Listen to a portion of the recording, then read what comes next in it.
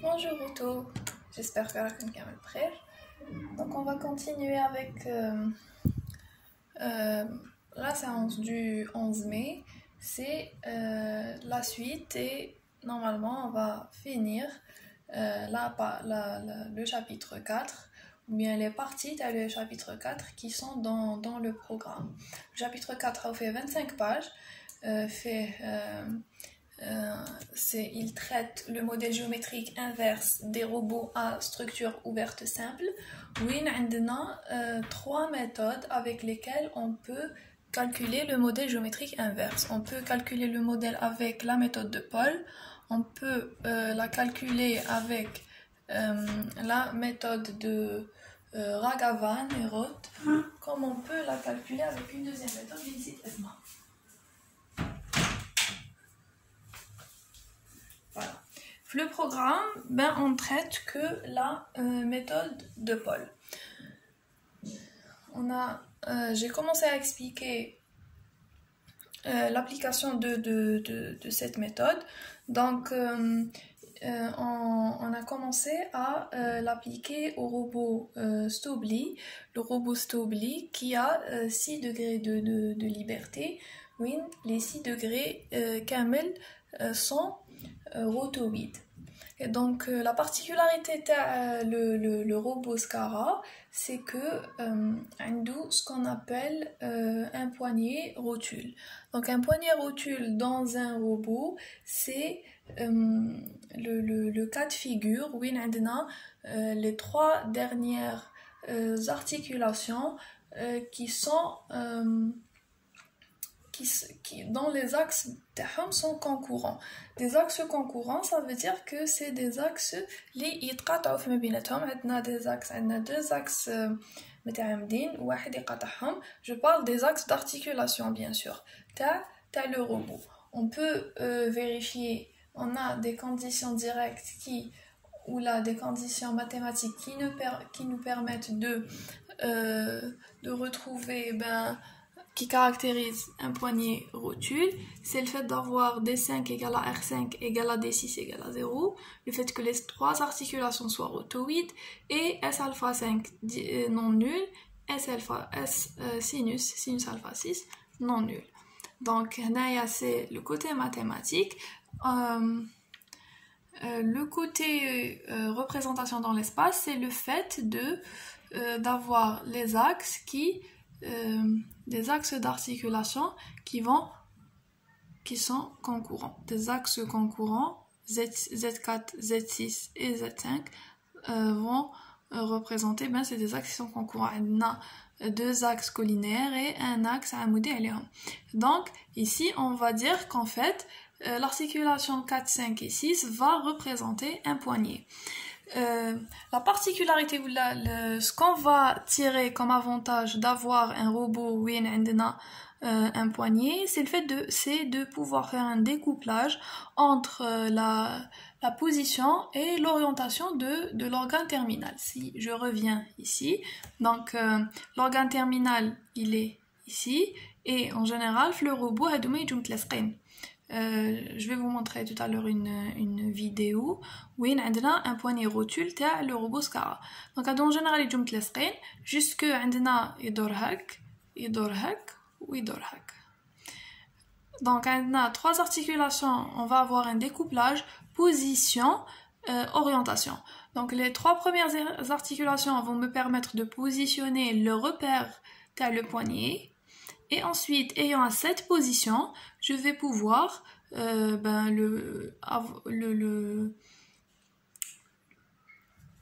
imposer une orientation à travers le poignet ou bien à travers les 3 dernières articulations. Donc les 6 articulations ont un découplage binatoire. On a bénéficié de ça dans le calcul du modèle géométrique inverse. Donc on a dit que le modèle géométrique inverse, en fait, c'est de déterminer les variables articulaires connaissant les variables de l'organe terminal, les variables cartésiennes. Donc, étant ou voulant atteindre une position avec mon mon organe terminal, quelles seraient les positions et orientations que je dois donner à mes articulations pour avoir ça. Et donc quand on travaille avec le robot Stobli à 6 degrés de liberté et un robot où on a un poignet rotule, donc on va appliquer la méthode de Paul sur 2 étapes. Une première étape où on va avoir l'équation de la position. Donc ici, on ne va utiliser que le vecteur position la matrice U0 qui est le modèle géométrique direct. Et ensuite, on va avoir la partie équation d'orientation. On va utiliser que la matrice d'orientation la matrice U0 qui est le modèle géométrique direct. Donc pour récapituler tout ça en écriture, donc pour calculer le modèle géométrique inverse de Stobli, où on a connu, c'est clair, on a U0 qui est connu. Donc U0 c'est quoi? U0 c'est le modèle géométrique direct. Donc U0 où je fais A06 0 0 0 ou P06 1. Donc puisqu'on a un découplage dont la structure ADN m'offre le découplage position-orientation, on va utiliser cette partie pour calculer les positions. Donc les positions, elles sont calculées à travers θ1, θ2 et θ3. On a vu comment avec la méthode de Paul. Ensuite, on va utiliser la matrice pour avoir quoi? Pour avoir l'orientation de l'organe terminal. L'orientation de l'organe terminal, c'est le θ4, θ5 et θ6. Donc pour récapituler le calcul de la position qu'on avait fait, donc la position, on va positionner l'organe terminal, on va positionner le repère concourant, donc les axes Z4, Z5 et Z6, on va les positionner. Donc on va les positionner à travers les 3 premières articulations, puisqu'elles sont rotoïdes. Les paramètres articulaires, les 3 premiers paramètres articulaires, c'est θ1, θ2 et θ3. Donc ayant imposé une position de l'organe, quels seraient les θ qui me permettent de positionner mon organe terminal à ce P06? Donc on a dit que, en fait, puisqu'on est en train de positionner le repère de l'organe, le repère de l'organe terminal, c'est R5-6, mais avec le repère, alors j'ai fait le même point avec R4. Donc j'ai fait le même point avec R4 ou R5. Donc en fait, la position le repère terminal ou bien le P06, ce serait le même que P04. Donc ayant P04 d'un côté, d'un autre côté, nous avons notre modèle géométrique direct qui est fonction de θ1, θ2 et θ3, la position. Le vecteur position du modèle géométrique direct n'est fonction que de θ1, θ2, θ3. On voit bien le découplage en arrière. Donc, ayant imposé un vecteur position pour l'organe terminal et ayant d'un autre côté comme inconnu le vecteur position du modèle géométrique direct, le P06, on va calculer θ1, θ2, θ3 en faisant des multiplications de chaque côté qui serait l'inverse, étape par étape, de chaque matrice homogène, où elle va nous permettre d'isoler un paramètre articulaire à la fois et de le calculer en faisant des identifications terme à terme entre les deux côtés de l'équation ou les deux côtés des matrices, et l'identification à chaque fois va nous amener vers des types d'équations. Nous avons 8 types d'équations et nous avons les solutions dans les annexes. Et donc, c'est la procédure, je l'ai bien expliqué dans le cours précédent, je l'ai juste récapitulé dans le cas. On va continuer avec la procédure. La dernière fois, on avait calculé θ1, θ2, θ3 en utilisant le vecteur position. Maintenant, on va calculer le θ4, θ5 et θ6 en utilisant la matrice d'orientation. On va utiliser la matrice d'orientation. Donc la matrice d'orientation, donc maintenant, deuxième partie, on est à B, c'est la page 7, je suis à la page 7. Calcul de θ4, θ5 et θ6. Donc ici, les variables θ1, 2 et 3 sont connues. On s'intéresse maintenant aux équations d'orientation. Donc les équations d'orientation, on va suivre une certaine notation qui est le cours. Donc la matrice d'orientation elle est définie en utilisant les paramètres, les cosinus directeurs. Voilà. J'ai oublié les cosinus directeurs, c'est pas vrai. On va utiliser les cosinus directeurs. Donc les cosinus directeurs, en fait, la matrice d'orientation, elle est déterminée par 3 vecteurs, S, N et A. C'est par rapport X, par rapport Y et par rapport au Z. C'est égal à notre matrice d'orientation. Donc, la matrice d'orientation elle est fonction des 6 paramètres articulaires, mais puisqu'on a déjà calculé θ1, θ2, θ3, θ4, 5 et 6.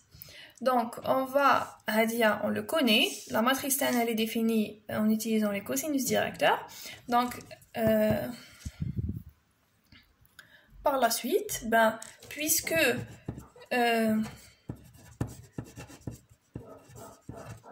les 3 premiers paramètres sont connus, donc on va essayer de les enlever de cette partie. Donc puisque ils sont connus, on va les enlever et on va multiplier pour juste isoler la matrice les inconnus.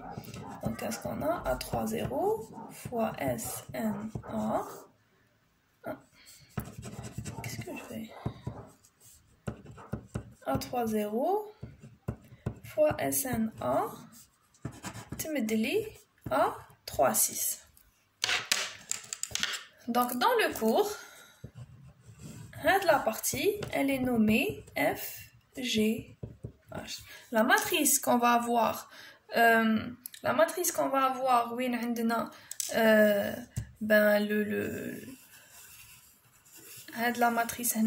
c'est ce qu'on veut imposer comme orientation à l'organe terminal. La matrice elle contient les fonctions de θ1, θ2, θ3 qu'on connaît. Donc on va multiplier les inconnus بيناتهم ونخلو de l'autre côté, on va multiplier les connus بيناتهم ونخلو de l'autre côté la matrice qui fait les inconnus. Donc la matrice le cours, elle est nommée FGH.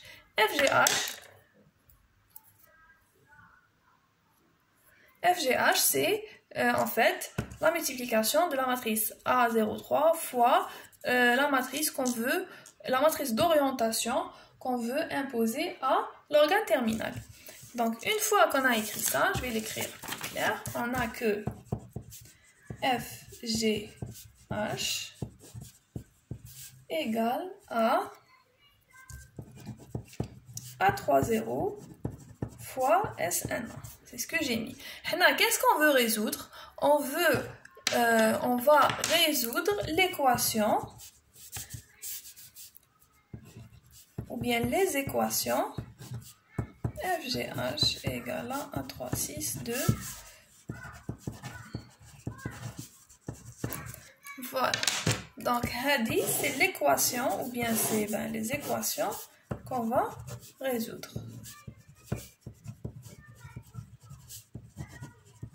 Comment on va résoudre ça? Ben, on va utiliser la méthode de Paul. Par la méthode de Paul.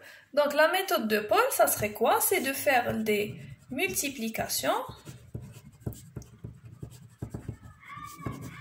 par A4, 3, A5, 4 et A6, 5 d'une manière successive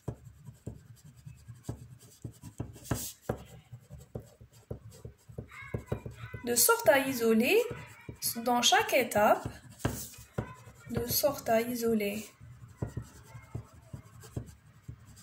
à chaque étape, un paramètre ou plus à la fois, selon ce que la matrice qu'est-ce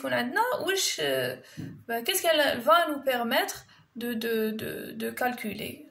En fait, c'est ça. Qu'est-ce qu'elle va nous permettre de calculer? Une étape, c'est ce qu'on va voir en une seule étape, en multipliant par en multipliant par A4, 3, on va pouvoir directement résoudre le système parce que les types l'annexe. Donc, isoler à chaque étape un paramètre articulaire à la fois. Un paramètre articulaire à la fois. Et on va dire au moins. Pourquoi? Parce que je peux une étape isoler 2, 3 et pouvoir les calculer. Donc là, on va résoudre l'équation. On va résoudre l'équation, on va faire la multiplication. Qu'est-ce qu'on va faire maintenant? On va faire première étape de la méthode de Paul. La première étape, on va faire A4, 3 fois F, G, H égale à A4, 3 fois A 3, 4 fois A 4, 6. Donc maintenant, هادي وهادي يروحوا تبقى لنا كو هادي.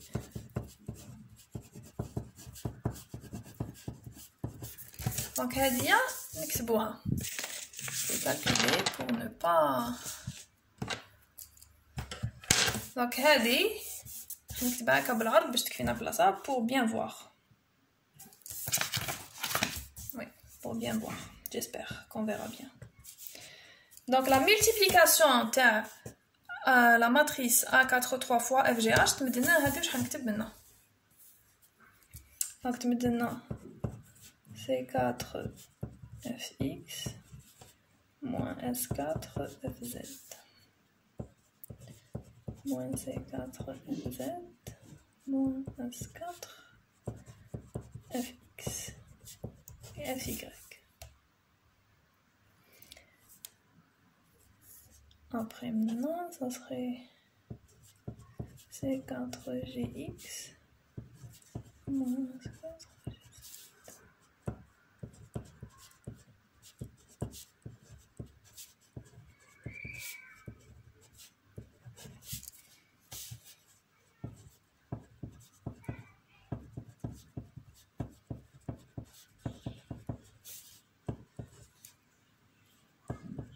Donc, A2HX, HZ, c'est en fait le produit de A30 fois SN1. SN1, c'est les variables qui sont connues. C'est les variables qu'on veut imposer. HX et HY. Donc, ça, c'est d'un côté. Dans la matrice. La matrice pour là. C'est la multiplication de Hada par Hada. Ça égale à ça. A4, 6, c'est ce qu'on a calculé le modèle géométrique direct. Si on a pris le soin de commencer par la fin. Donc c'est C5.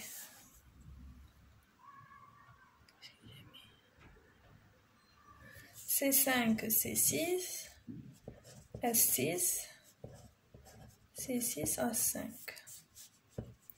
Moins S6, C5, C6, moins S6, S5. moins S5, 0, C5. Donc, on aura les deux parties. Donc, je vais commencer notre vidéo pour expliquer les types d'équations comment on va résoudre le système en ayant les inconnus C5, C6 et C4. Passez θ5, θ6 et θ4.